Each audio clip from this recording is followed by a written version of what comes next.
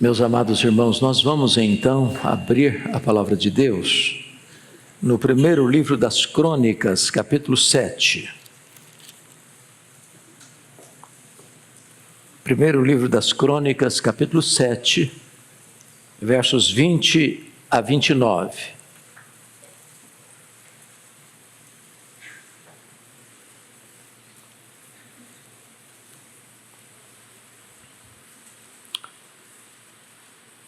Está escrito: era filho de Efraim Sutela, de quem foi filho Bered, de quem foi filho Taate, de quem foi filho Eliada, de quem foi filho Taate, de quem foi filho Zebade, de quem foi filho Sutela. E ainda Ézer e Eliade, mortos pelos homens de Gate, naturais da terra, pois eles desceram para roubar o gado destes.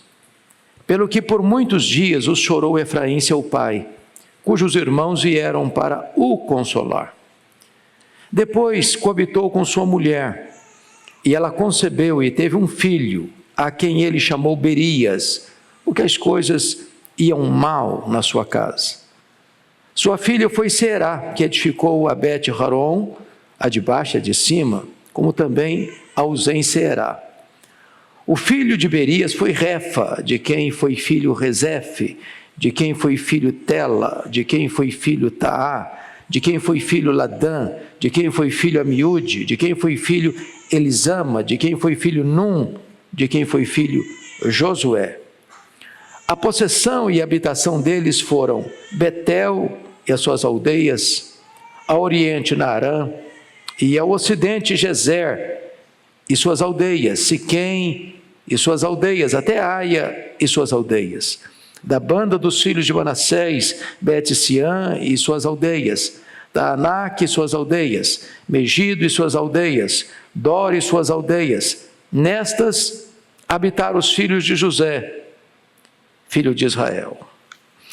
Eu quero pensar com vocês hoje sobre o tema família, palco de choro e esperança. Família, palco de choro e esperança. Nenhum de nós aqui hoje tem uma família perfeita. Todos nós viemos de uma família imperfeita. Todos nós constituímos uma família imperfeita. Nossos filhos hão de formar também famílias imperfeitas. O fato de sermos povo de Deus não nos isenta das imperfeições no que tange a nossa família. A Bíblia, sendo um livro muito honesto, não esconde os dramas familiares das famílias mais importantes da história da redenção. Fico olhando, por exemplo, Abraão, o pai da fé. Nele, diz a Bíblia, foram abençoadas todas as famílias da terra através do descendente. Mas Abraão não foi um homem perfeito, ele teve um caso de barriga de aluguel, que trouxe tantos transtornos para ele e para os pósteros. Seu filho Isaque não foi um homem perfeito, não lidou bem com os filhos, e jogou um filho contra o outro. E as consequências foram trágicas para a história. Jacó não foi um homem perfeito. Ele jogou os filhos contra José, porque o filho José era o seu preferido. Um erro primário, básico. Um pai e uma mãe não podem ter predileção por um filho em detrimento dos outros filhos. José, governador do Egito, teve 2 filhos. Primogênito Manassés. E Manassés foi um monumento vivo para dizer que ele perdoava as injustiças sofridas na sua família. Deus me fez esquecer. Depois nasce Efraim. E Efraim é um monumento vivo do que Deus estava fazendo na vida dele lá no Egito, duplamente abençoado. Agora o texto lido retrata para nós a história dos filhos de Efraim, porque Efraim era o caçula. Mas na hora de Jacó abençoá-los, porque Jacó os toma como seus próprios filhos, e por isso eles vão fazer parte das tribos, embora não tivessem sido filhos de Jacó, mas filhos de José, na hora de abençoá-los, Jacó põe a mão direita sobre a cabeça do Efraim, o caçula, e o José pensou que o seu pai estava meio senil, e não estava entendendo bem o que estava acontecendo, disse: não, papai, o senhor estava com a mão errada, a mão direita tem que ficar na cabeça do primogênito, Manassés. Não, meu filho, eu estou sabendo o que eu estou fazendo, eu vou abençoar o Manassés, eu vou abençoar muito mais o Efraim, o caçula. E Efraim, cujo nome significa duplamente abençoado, diz a Bíblia que teve 2 filhos,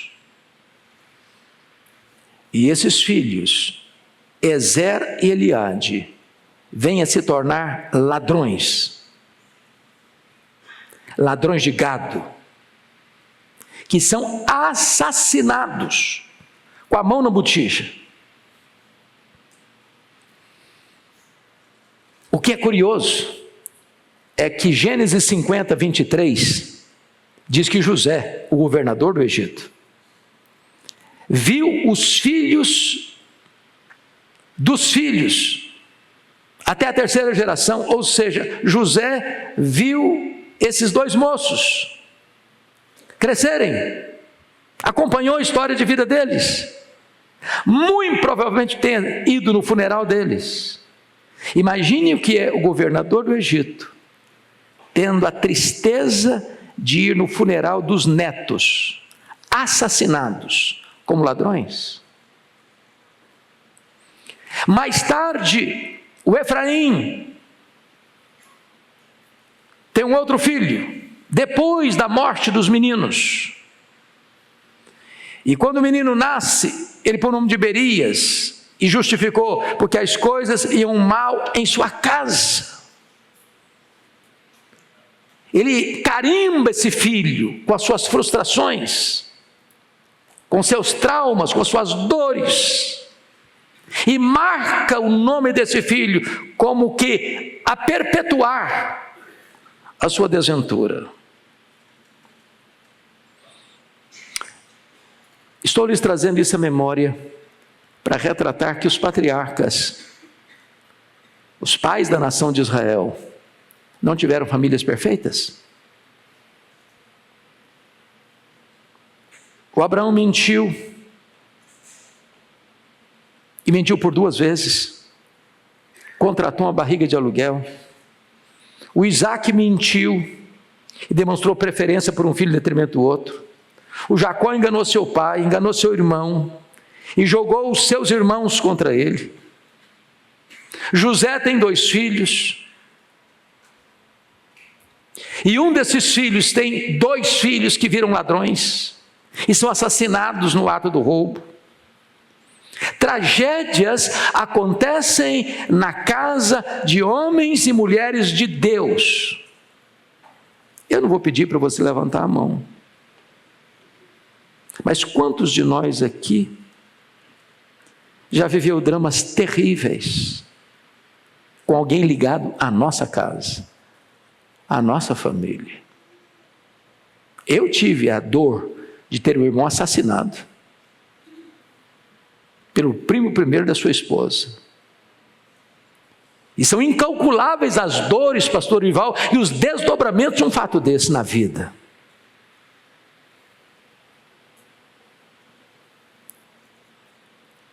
Quando eu olho para a história desses homens, e não só eles, você vai para frente na história e você vê homens como Eli, tendo filhos problemáticos. Você vê um homem de Deus como Samuel, cujos filhos eram avarentos, gananciosos, corruptos. Você vai ver a história de Davi, o homem segundo o coração de Deus, cuja família foi devastada por crises medonhas. Você vai ver Salomão, o mais sábio, não tendo sabedoria para educar os filhos. E o seu sucessor vai desencaminhar o povo de Deus para grandes tragédias. Você vai ver o rei Ezequias sendo o pai do maior monstro de Israel, o rei Manassés. Isso significa que nem sempre os filhos seguem a pegada dos pais. Há filhos que jogam fora o legado recebido dos pais.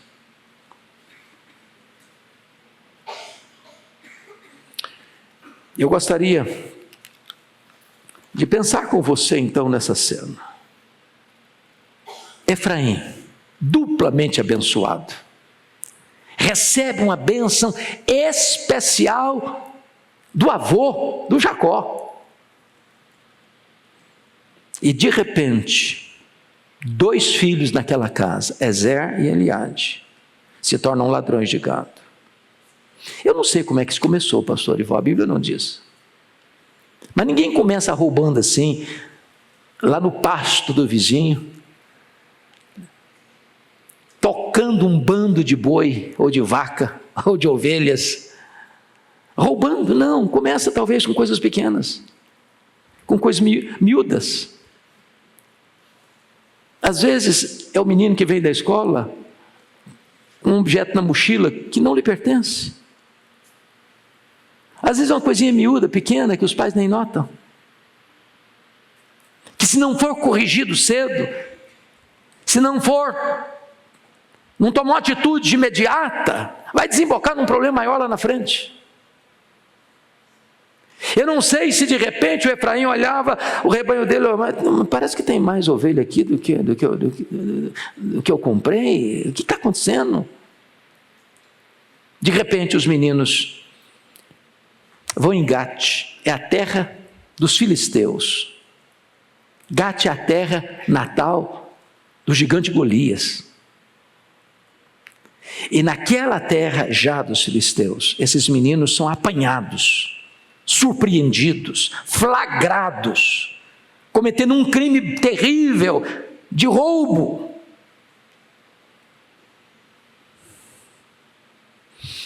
Eu imagino a dor de Efraim. Eu acho que não deve ser simples, não deve ser fácil um pai visitar um filho na cadeia. Se essa cadeia não foi fruto de um erro da justiça, mas de um crime cometido, ou pior ainda, o que um pai, o que um avô, ir no funeral de um neto, que foi assassinado, flagrado, na transgressão, no crime.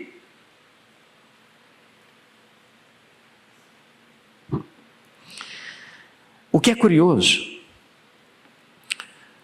é que diz a Bíblia que o Efraim, versículo 22, diz que por muitos dias os chorou Efraim, seu pai. A dor do luto. O luto dói demais. O luto dói mais do que qualquer outra dor humana, do que um prejuízo financeiro, do que você sofrer uma injustiça.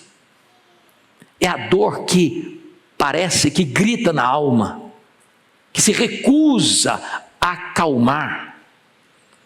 E está esse pai chorando a morte de seus filhos, muito tempo. Mas sabe o que mais me toca o coração? É que essa é uma dor diferente, porque eu acho que o Efraim, ao chorar, chorava também em virtude da culpa. Eu acho que ele perguntou tantas vezes: onde eu falhei?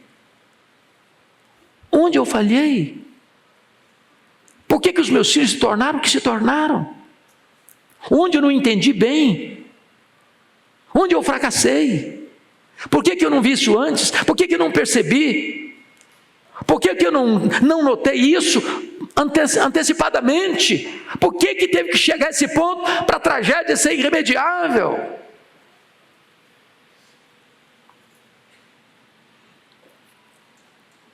Agora, notem que no meio dessa tragédia toda, diz o texto, Confira comigo, versículo 23. Depois do choro, depois do luto, depois da dor, depois da tragédia, depois da morte, depois da vergonha, diz o texto, depois coabitou com sua mulher.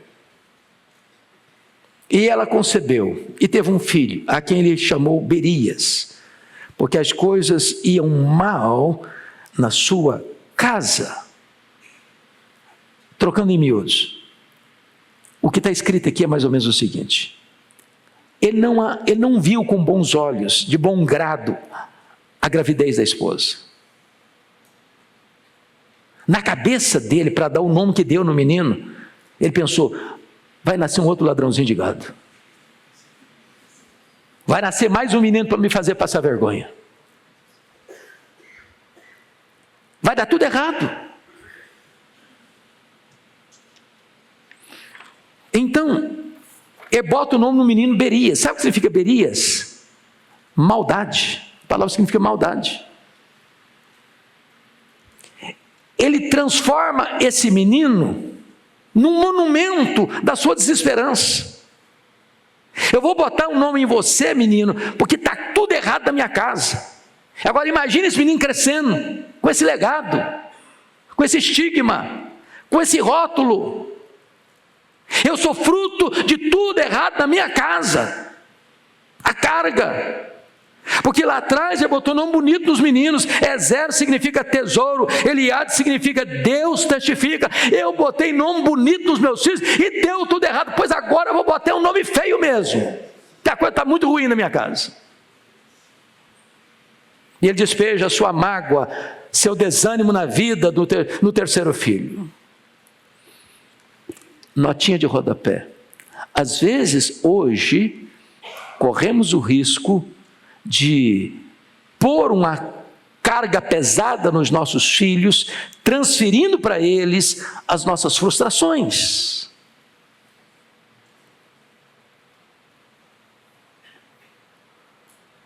E o Berias não tinha culpa nenhuma com esse negócio. Mas tem que carregar o fardo pesado das frustrações da sua casa e da sua família.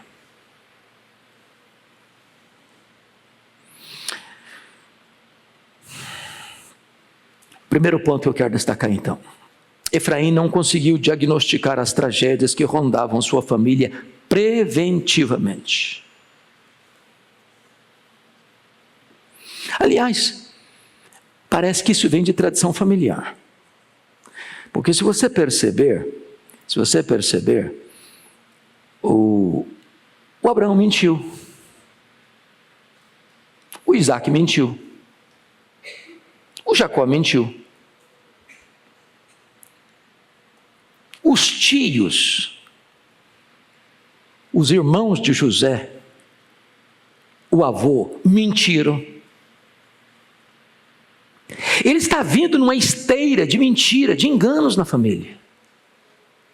Tinha lastro de coisa errada. Está passando de uma geração para outra, de uma geração para outra. É José que interrompe esse fluxo. Mas agora parece que tudo volta à tona. E agora os netos de José estão se rendendo ao pecado, ao crime.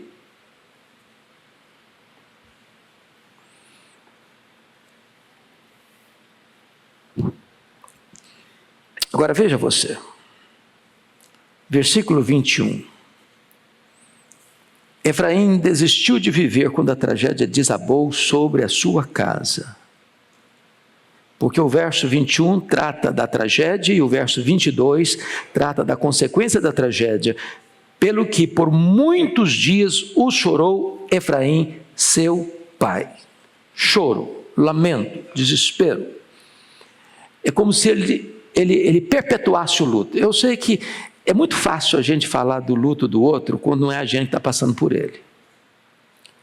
Eu nunca esqueci, certa vez, de um professor que em classe sempre falava para nós que a morte é coisa natural, que a gente tem que encarar como natural,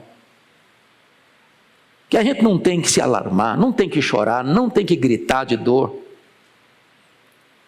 E um dia, essa pessoa foi surpreendida com a notícia de que um irmão dele tinha sido assassinado. E este homem gritava de dor. Então não censure o outro quando você não está sentindo a dor. Não julgue o outro quando não é você que está sentindo latejar na alma a dor do luto. A dor do luto dói muito.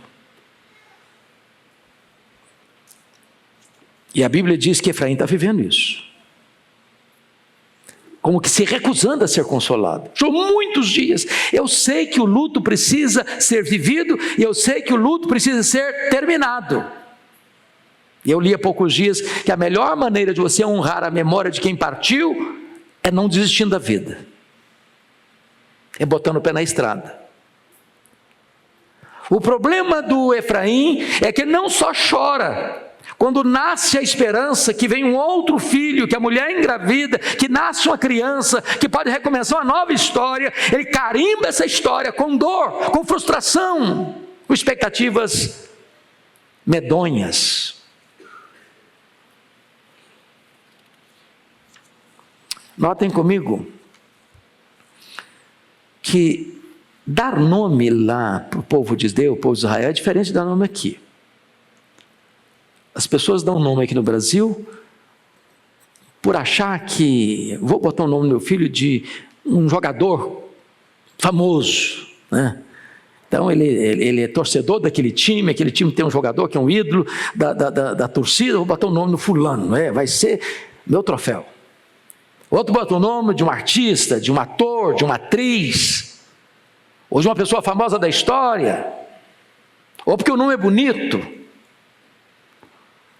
Para piorar, às vezes tem alguns nomes que juntam o nome do avô, da avó e faz um nome novo, que você precisa escutar. Qual o nome mesmo? Como é que escreve mesmo? É complicado. Mas lá não era assim. Não era assim. Por exemplo, quando a Raquel, lembra da Raquel? Mulher de Jacó? Lá no capítulo 30, verso 1, ela fez uma colocação para o marido dela: dá-me filhos, senão eu morrerei. Ela era a preferida do Jacó, mas ela não tinha filhos. O Jacó ficou bravo com ela. É a única vez que eu vejo Jacó bravo com a mulher foi nesse dia. Que negócio é esse, mulher? Eu não sou Deus não, hein?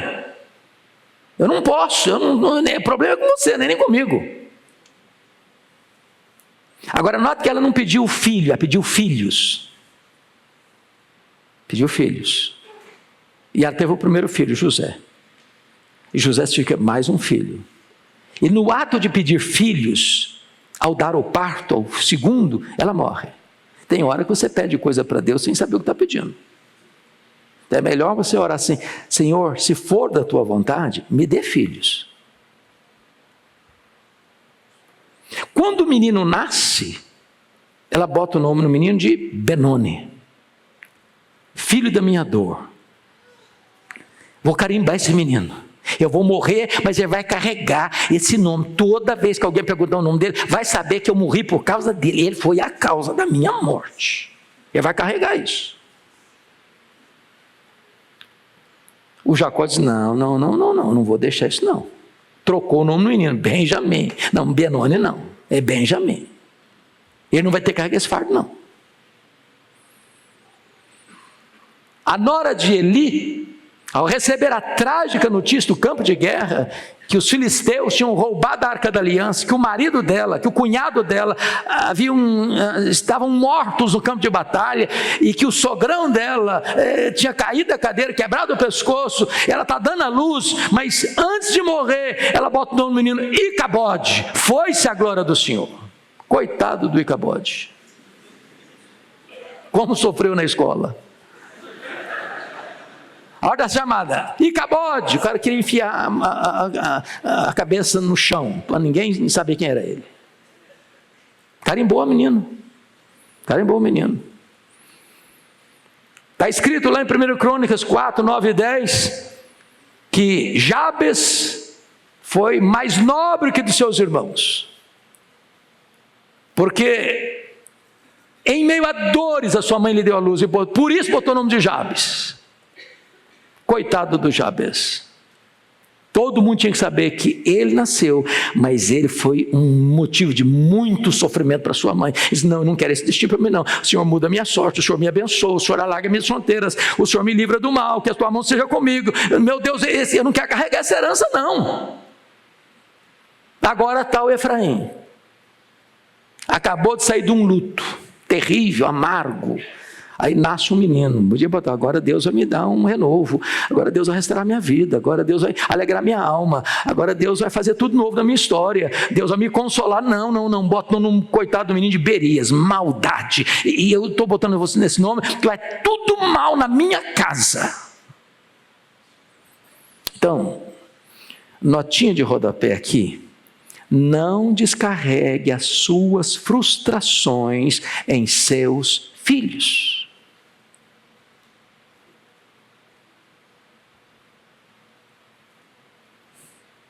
Deixa eu fazer a pergunta do pastor Ival. Vocês estão entendendo?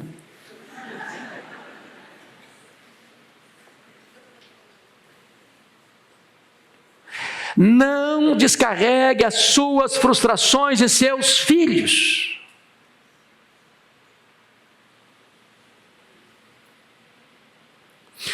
Às vezes, há pais que querem que os filhos cumpram os seus sonhos ou vivam as suas frustrações. Eu não consegui realizar o meu sonho, você vai realizar. Não, mas o sonho do filho é outro. Tem pai que quer impor a vocação para o filho: você vai ter que fazer esse curso, porque esse é que eu quero que você faça. Não quer nem saber se o menino tem vocação para isso. Você vai fazer porque eu quero que você faça, pronto.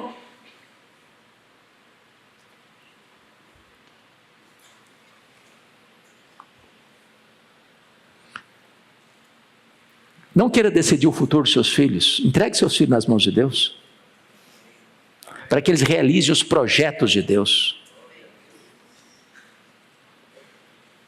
Agora, note outra coisa. Veja comigo o verso 24. Sua filha Será, que edificou a Bet-Horon, a de baixo e a de cima, como também a Uzá Seriá. O que ele está querendo mostrar conosco com esse versículo? Enquanto Efraim estava chorando, e enquanto Efraim estava projetando a sua dor no outro filho que nasceu, Berias, tinha coisa boa acontecendo na sua casa. A menina aqui, a Será, enquanto os irmãos estão roubando e sendo assassinados, ela está edificando cidades. Ela está produzindo, ela está construindo, ela está empreendendo. Agora, note algo importante. Quando uma família tem vários irmãos e tem um que dá muito trabalho, qual é a tendência natural da família, dos pais?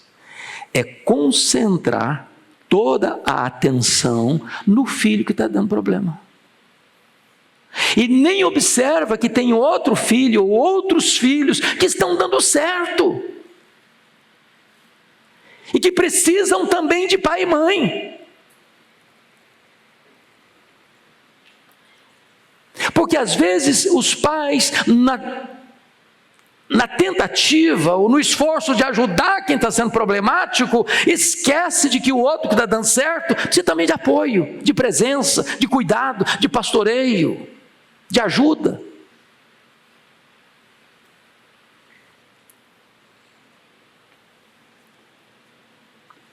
Por favor, eu sei que tem luta, porque se você não tem luta na sua casa, dá um endereço para nós vamos fazer um curso intensivo com você lá.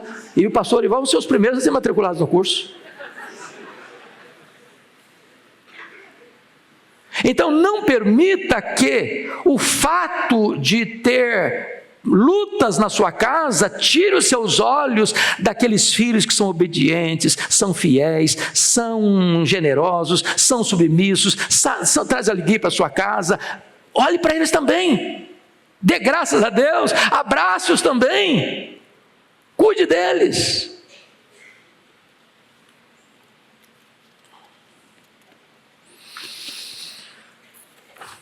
Efraim não conseguiu ver o potencial que ele tinha em casa.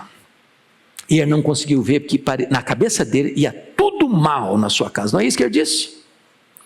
Versículo 23. porque as coisas iam mal na sua casa. Não era tudo que ia mal, não. A Será não ia mal.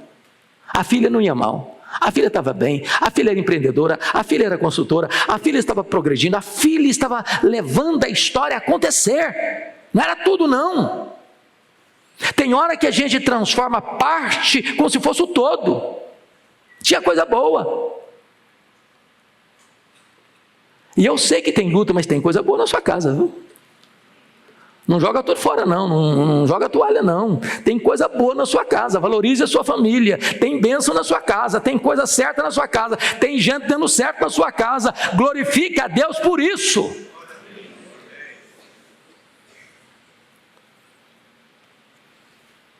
Agora, preste atenção nesse ponto. A amargura de um pai pode se refletir no futuro de seus filhos. A amargura de Efraim induziu Será a colocar um nome não muito bonito na cidade que construiu. Essa cidade que ela constrói aqui, veja você comigo, no verso 24, significa vazio, ou cidade do vazio. Ela constrói uma cidade, mas na hora de batizar a cidade, o ambiente da casa dela refletiu no nome que ela deu na cidade.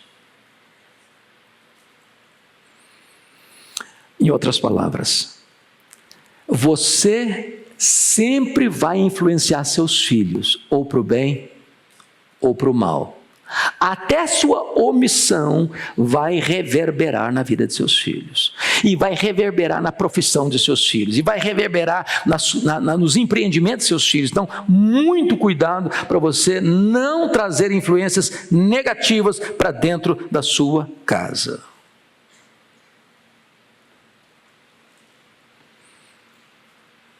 Agora, eu quero concluir dizendo o seguinte, que a crise na família afeta relacionamento de marido e mulher, de pais e filhos. E chega uma hora que às vezes os pais precisam tomar uma postura. Seu filho errou? Sua filha errou? Eu conheço pai e mãe que são radicais, que bota o filho para fora de casa, que chuta, literalmente, ou se não emocionalmente, de casa, porque o filho e a filha erraram. São inflexíveis. E eu tenho aprendido uma coisa, quando os pais são inflexíveis, quebra os filhos. Quebra. Você anda aqui em São Paulo, e se você estiver com o seu carro em cima de um viaduto, em cima de uma ponte, e parou o trânsito, a ponte balança. E balança para não quebrar. Você sobe 80 andares num prédio, lá em cima balança. Balança para não quebrar. Pai e mãe que são radicais demais, duros demais, inflexíveis demais, quebram os filhos. Se o seu filho errar, faça igual a história que Jesus contou da parábola do filho pródigo. O menino errou, o menino falhou, o menino fez coisa errada mesmo, ele matou o pai no coração, ele pediu a herança antecipada, ele foi perdulário, ele foi inconsequente, ele foi gastador e irresponsável, ele voltou para casa sem dinheiro nenhum, mulambento, e o pai não joga na cara dele, o pai o abraça, o pai o beija, o pai festeja, o pai se alegra, o pai perdoa.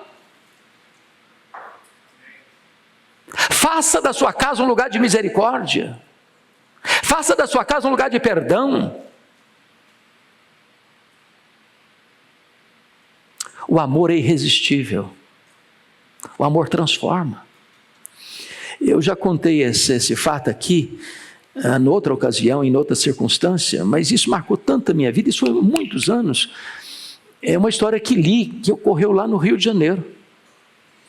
Um menino chamado Netinho, era quase pré-adolescente, foi colhido pelo professor, em flagrante, conforme o professor entendeu, numa tentativa de cola, numa prova de geografia. O professor era uma escola de linha muito dura, tomou a prova dele, deu 0 para ele, e chamou os pais. E na frente dos pais, o professor mostrou o fato, e o menino ficou muito humilhado. Na volta para casa, os pais eram militares, o pai era militar, o menino tentou conversar com o pai, para explicar para o pai. O pai não permitiu, você não tem o direito de falar comigo, você nos envergonhou, você nos humilhou, você não tem o direito de abrir a boca.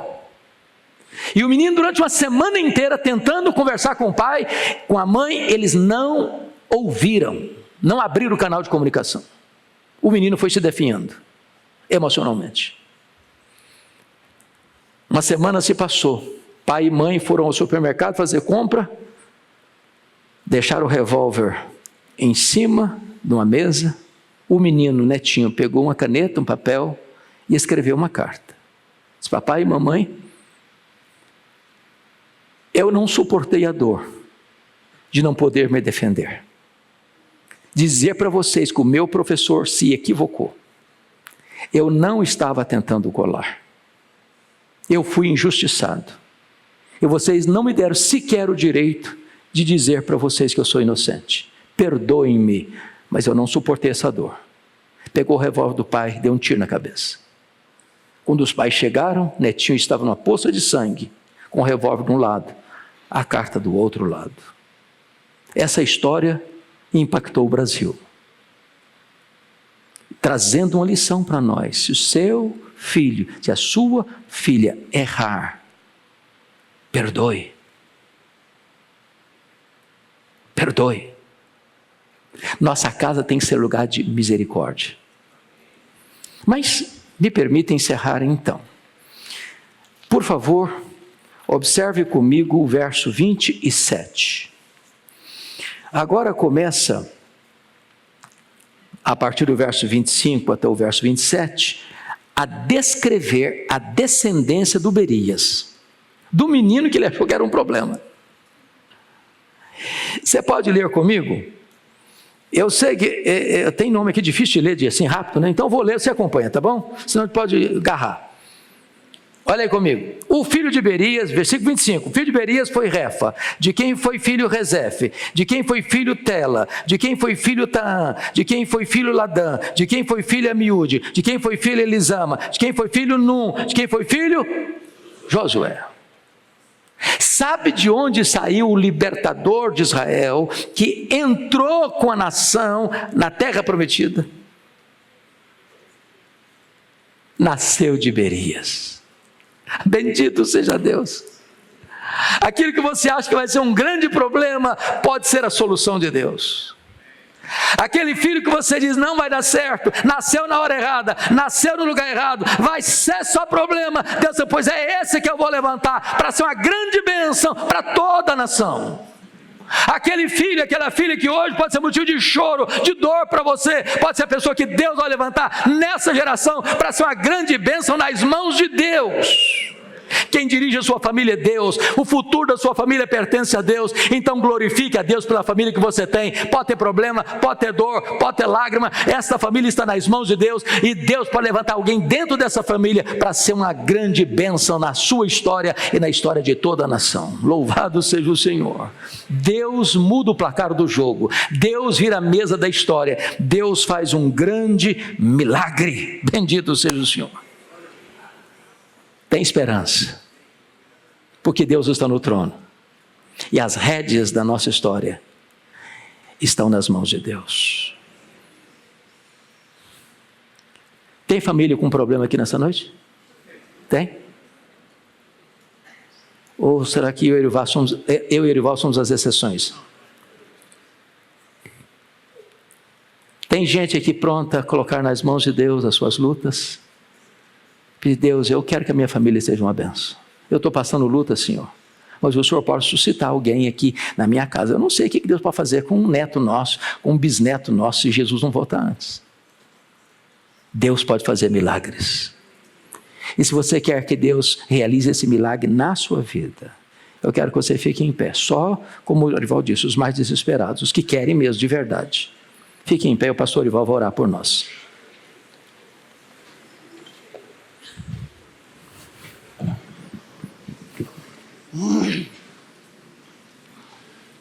Perguntei para o meu pai por que ele colocou o meu nome em Arival. Eu disse, eu não sei, meu filho. Nasci lá no interior, na mão de uma parteira batista. Mas a primeira vez que eu fui viajar, cheguei no aeroporto e ouvi Arrival. Aí eu aprendi que eu sou um homem de chegada.